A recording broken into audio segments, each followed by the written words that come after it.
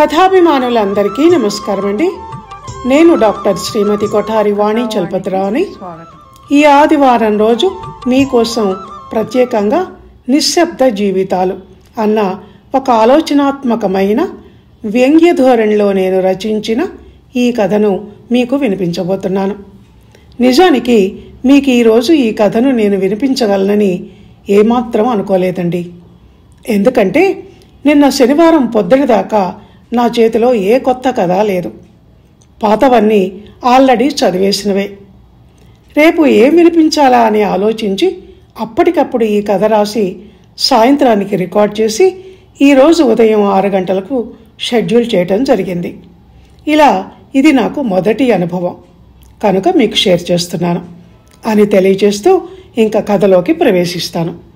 కథ పేరు మరోసారి నిశ్శబ్ద జీవితాలు. ఒకప్పటి మనుషుల జీవితాలు గలగలా శబ్దం చేస్తూ పారే సెలయేళ్ళు. ఒకప్పటి రోజులు మున్యాశ్రమాలలో గెంతులు వేసే జింక పిల్లలు. ఒకప్పటి క్షణాలు జుమ్మంటూ అందంగా హాయిగా రంగురంగుల పూల మీద ఎగిరే తుమ్మెదలు. కానీ ఇప్పటి మనుషుల జీవితాలు గడ్డకట్టిన సెలయేళ్ళు. ఇప్పటి రోజులు అడుగులో అడుగేస్తూ నెమ్మదిగా నిశ్శబ్దంగా నడిచే తాబేళ్లు. ఇప్పటి క్షణాలు ఉఫ్మంటే గాలికి ఎగిరిపోయే దూది పింజలు. అనుకుంది మందాకిని వంటింట్లో చకచకా పనులు చేసుకుంటూ గతకాలపు జీవన రాగాన్ని వర్తమానపు జీవన శూన్యంతో పోలుస్తూ. మందాకినికి కూలి రాగాలు తీస్తూ ఇంటి పనులు చేసుకోవటం అంటే ఇష్టం, అలవాటు. అది ఆమె తల్లి నుంచి వచ్చింది. విని విని అలా అలవాటైంది. ఆమె మంచి సంగీత ప్రియురాలు, కళాకారిణి కూడా. పాటలు పాడుతూ అలా పనులు చేసుకుంటుంటే దానికి రోకలి చప్పుళ్ళు, కవ్వం గిరగిరలు పక్కవాయిద్యాల్లా ఉండేవి.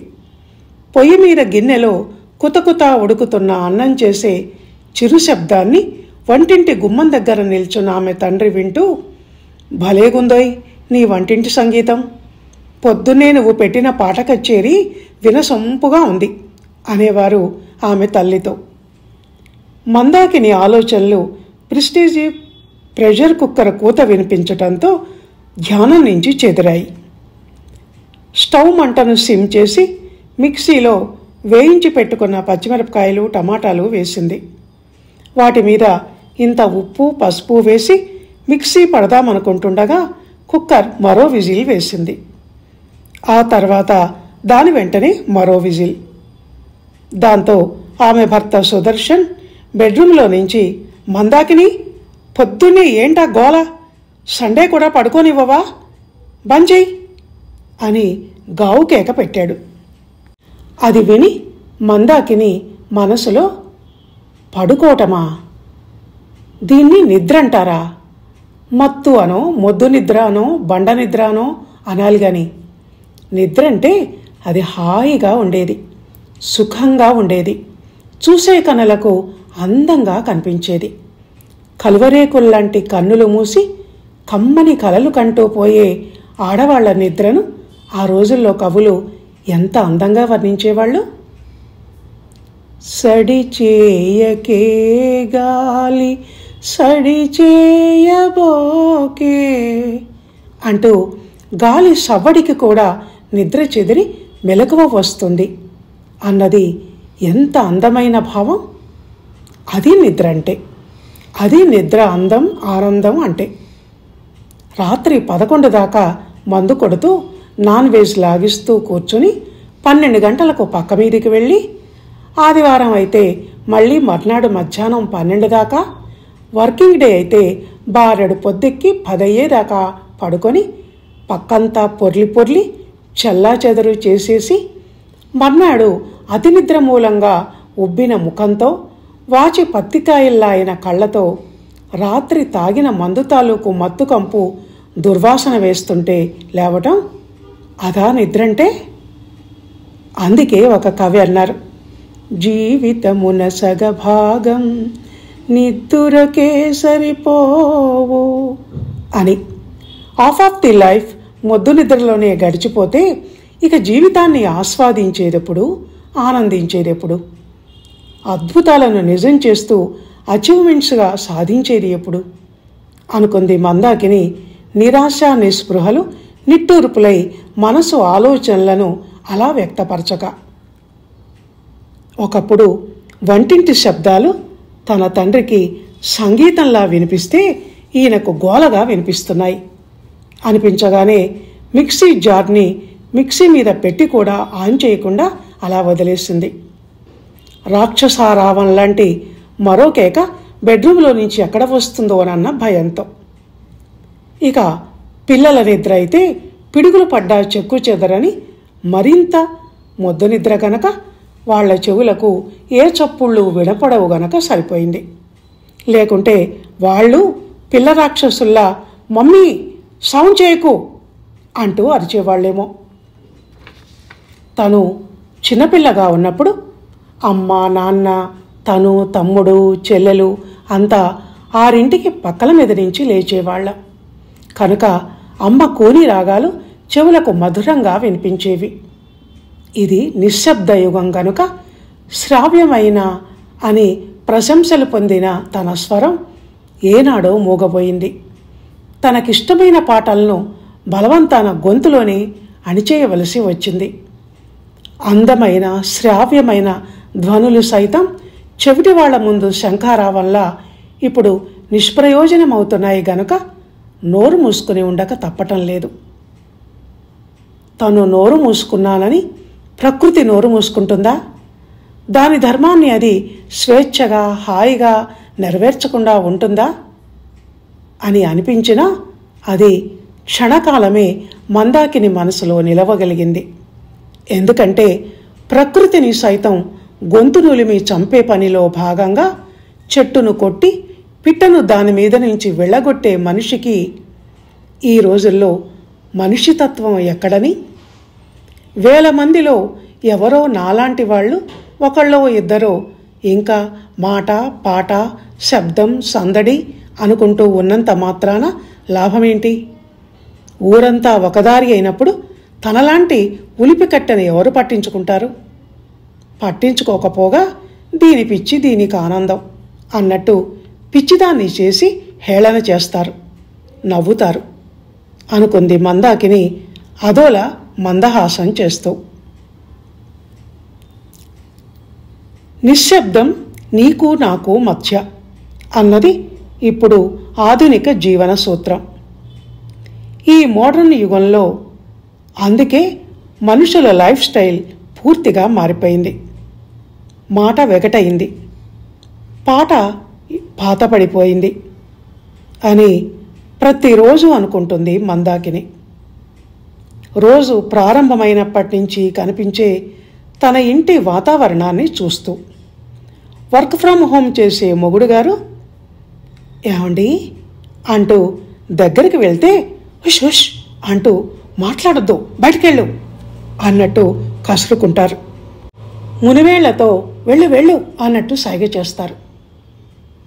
పెళ్ళైన కొత్తల్లో మరీను కెరీర్ ప్రారంభ దశ కావటంతో రాత్రులు పక్కలో కూడా రానియకుండా పో అని కసురుకోబట్టే పెళ్ళి 5 ఏళ్లైనా ప్రెగ్నెన్సీ రాక తను పిల్లల కోసం తప్పించాల్సి వచ్చింది. వెనకటి రోజుల్లో ఇళ్లాళ్ళు పిల్లలు పుట్టకపోతే గుడికెళ్ళి దేవుణ్ణి స్వామి నాకు సంతాన భాగ్యాన్ని ప్రసాదించు అని వేడుకునేవారట. తను అలా ఆయన చుట్టూ తిరుగుతూ వేడుకుంటే ఇదిగో ఈ నానిగాడు ఎలాగోలా పుట్టాడు. ఆ తర్వాత ఆ కంపెనీ వాళ్ళు తన మీద దయతలిచి ఏదో కారణంతో పింక్ స్లిప్ ఇచ్చి జాబ్ పోస్టింగ్ ఆర్డర్స్ ఇవ్వటం వల్ల అప్పుడు పనేమీ లేక ఆయన ఖాళీగా కొంతకాలం ఉన్నారు గనక ఇదిగో ఈ బుజ్జిది నా బొజ్జలో పడింది. అంతకు తప్ప ఏనాడు తన చెంతకు వచ్చి ఒక సరసమైన మాట మాట్లాడింది లేదు. నువ్వు చాలా అందంగా ఉంటావు మందాకిని అని ఒక్క మాట అనటానికి కూడా నోటి ముత్యాలు రాలిపోతాయన్నట్టు మూతి బిగుంచుకొని కూర్చుంటారు. అస్తమానం ల్యాప్టాప్ ఒళ్ళో పెట్టుకొని సర్వసంగ పరిత్యాగి అయిన సన్యాసిలా మౌనంగా ఉంటుంటే తనకు ఒళ్ళు మండి దాన్ని లాగే అవతల పడేద్దామన్నంత కోపం వచ్చేది. చెడామడా 4 మాటలు అనేసి కచ్చ తీర్చుకుందామనుకుంటే నోరు తెరవనిస్తేనా ఈ మహానుభావుడు? హుష్ హుష్ గప్చుప్ అంటూ నోటి మీద వేలు పెట్టుకొని సైగలు చేయటం. ఈ రోజుల్లో సాఫ్ట్వేర్ సంసారాలన్నీ ఇంతేనట. ఈ మనిషితో రోజు రోజుకి విసుగొస్తోంది తనకు. పిల్లల్ని చూస్తే వాళ్ళు అంతే.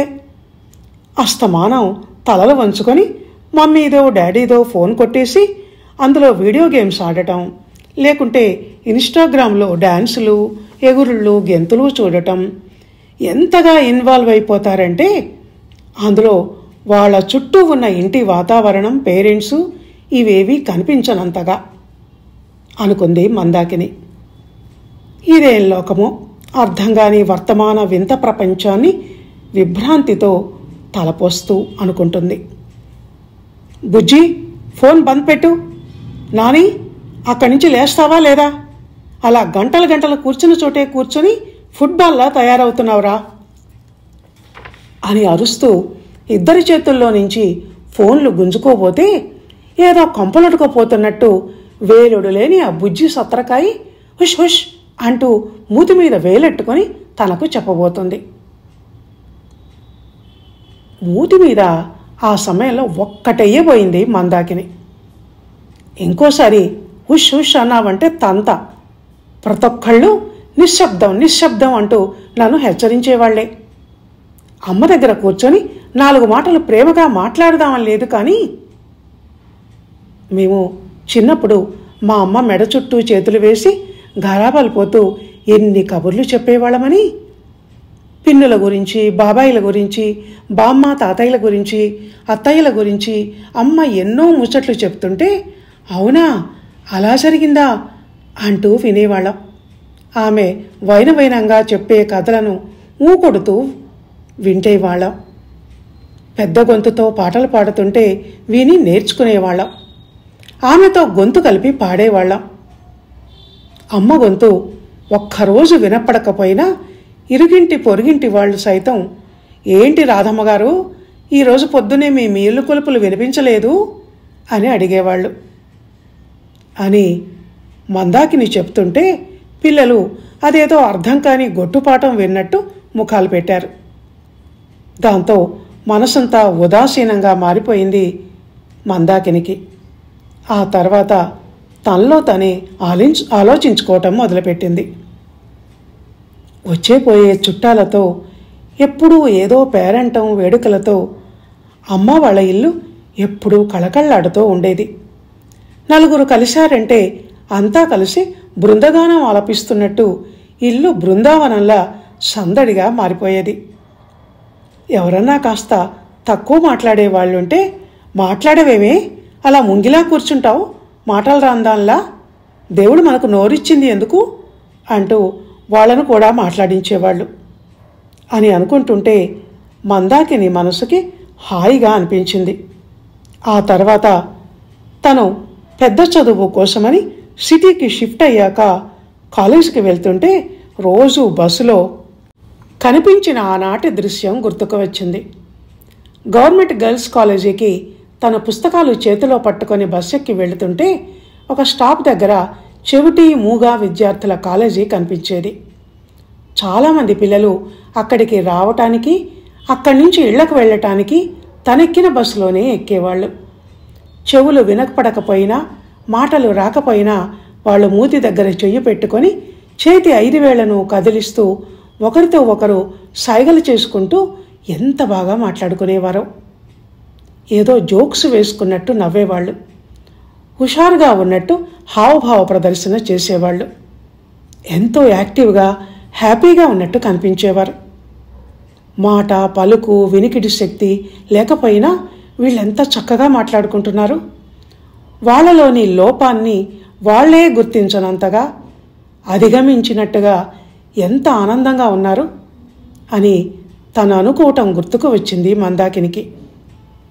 దేవుడు వీళ్లకు మాటను ఎందుకు ఇవ్వలేదు? వీళ్లకు చెవులు ఎందుకు వినపడవు అందర్లా?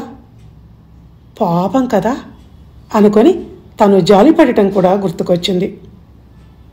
ఇప్పుడు ఈ మోడర్న్ కంప్యూటర్ యుగపు పిల్లల్ని, యువతని, సాఫ్ట్వేర్ ఉద్యోగుల్ని, టోటల్ జనాన్ని చూస్తుంటే ఒకప్పటి వాళ్ల మీది జాలి ఇప్పుడు వీళ్ల మీదికి మళ్ళుతోంది.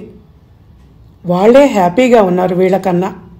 వీళ్ళు అన్ని అవయవాలు సక్రమంగా పనిచేస్తున్న నోరున్న మూగలు, చెవులున్న బదిరులు అనుకుంది మందాకిని నవలోకపు పోకడలను వింతవిగా విశ్లేషిస్తూ. ఒక పక్క శాస్త్ర అభివృద్ధి సాధిస్తూనే మరోపక్క మన సంస్కృతి సంప్రదాయాలను, మాట మన్ననలను, ప్రకృతి పాదాల చిరుమువ్వుల శబ్దం లాంటి మాటల గలగలలను, తద్వారా కలిగే సందడి సంతోషాలను పక్కపక్కన పెట్టుకొని చూసి మురిసిపోలేమా? ఒకటి ఉంటే మరో దాన్ని పోయినా పర్వాలేదు అనుకోవటం ఇదే మూర్ఖత్వం. ప్రణవ మంత్రమైన ఓంకారం శబ్దాలన్నింటికీ ఆది శబ్దం అంటారు. ఆ ధ్వనిలో ఎంత శ్రావ్యత, పవిత్రత ఉన్నాయి. అంతెందుకు, ప్రకృతి అంతా నాదమయమే కదా, లయాత్మకం, భావాత్మకం కదా. చిరుగాలి చేసే సవ్వడి చెవులో మనకెన్నో ఊసులు చెప్తుంది. నీటి అలల శబ్దం అందంగా ఎలా మాట్లాడాలో తను మాట్లాడి చూపిస్తుంది. కురిసే చినుకు, ఉరిమే ఉరుము, కూసే కోయిల, తుమ్మెద ఝుంకారం, కణకణ మండే అగ్ని అన్నీ వాటి భాషలో నిత్యం మనకు జీవన రాగాలను, జీవితంలోని వివిధ అవస్థలను పాఠంలా చెప్తూనే ఉంటాయి. ఈ జగమంతా శబ్దమయం, ధ్వని రూపం, సంగీత సామ్రాజ్యం అయినప్పుడు ఆ ప్రకృతిలోని భాగమైన మనిషి మాత్రం ఎందుకిలా మాట పలుకు లేకుండా మూగై నిశ్శబ్ద జీవితాన్ని గడుపుతున్నాడు? ఎన్నో ప్రశ్నలు మందాకిని మనసులో. జీవితం పట్ల ఓ కళాత్మక దృక్పథం ఉన్న తనలాంటి వాళ్ళు మాత్రమే ఇలా ఆలోచించగలరేమో. మిగతా వాళ్ళంతా కంప్యూటర్లతో మూగగా మాట్లాడుతూ, సెల్ ఫోన్లను చూపుల ముళ్లతో గుచ్చిగుచ్చి పొడుస్తూ, టీవీల ముందు చేతులు కట్టుకొని కూర్చొని చుట్టపక్కలతో మిత్రమండలితో కూడా నోటితో కాకుండా మెసేజ్లతో, చాటింగ్లతో, మెయిల్స్తో మాట్లాడుతూ అదే మాట్లాడటం అంటే, అదే మోడర్న్ స్టైల్ అంటే అని మనసంతా మోడర్నత్వాన్ని నింపుకుంటున్నారు. అదే లైఫ్ అంటే అని లోలోన సంబరపడిపోతున్నారు. అలా అలవాటై చివరకు తనకు మాటలు వచ్చన్న విషయాన్ని, తను మనిషినన్న సంగతిని కూడా మర్చిపోతాడేమో మనిషి అనుకుంది మందాకిని భవిష్యత్తు గురించి భయంగా ఆలోచిస్తూ, ఆందోళన చెందుతూ. అదే సమయంలో మనసున్న మనిషికి మనసు ఉండదు. నువ్వు ఒక సెల్ ఫోన్ చేతిలో పట్టుకొని నువ్వు ఏ గదిలోనూ ఓ మూల కూర్చుని ఉండగా ఎందుకొచ్చిన ఈ మనసు ఘోష అని ఎవరో లోపల నుంచి మందలిస్తున్నట్టు అనిపించింది ఎగతాళిగా. ఇదండి నిశ్శబ్ద జీవితాలు అన్న ఈ కథ. ఈ కథానాయిక మందాకిని మనసులో నుంచే కాదు, ఆ పాత్రను సృష్టించిన నా లోపల నుంచి కూడా నీకెందుకిన్ని ఆలోచనలు, ఆరాటాలు అని ఎవరో హెచ్చరిస్తున్నట్టు అనిపిస్తోందండి. మనసున్న మందాకిని లాంటి మనుషులకే కాదండి, పెన్ను చేత ఉన్న మాకు కూడా ఇలా రాయకుండా చేతులు ఊరుకోవండి. అదన్నమాట సంగతి. ఇక ఉంటాను. ఈ కథ కనుక మీకు నచ్చినట్టయితే లైక్ చేయండి, షేర్ చేయండి, కామెంట్ చేయండి. ధన్యవాదాలు.